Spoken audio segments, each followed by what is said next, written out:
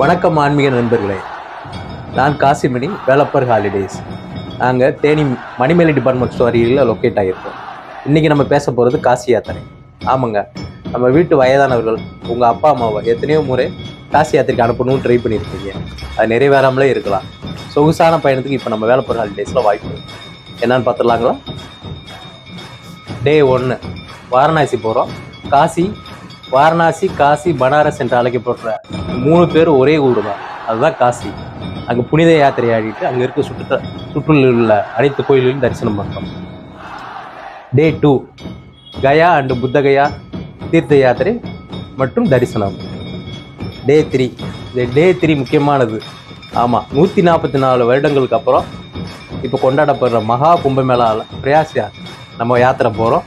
தீர்த்த யாரும் பல சன்னியாசிகளை சந்திக்கிறோம், ஆசைகளையும் வாங்குகிறோம். அங்கேயும் நம்ம புண்ணிய கணக்கில் தொடங்குகிறோம். இதுக்கு எல்லாம் எவ்வளவு செலவாகும்? பெங்களூர் டு பெங்களூர் வெறும் 35,000 ரூபாய் தான், அனைத்து செலவும் உட்பட. வாங்க பயணிக்க வேலப்பர் ஹாலிடேஸ். பயணம்னாலே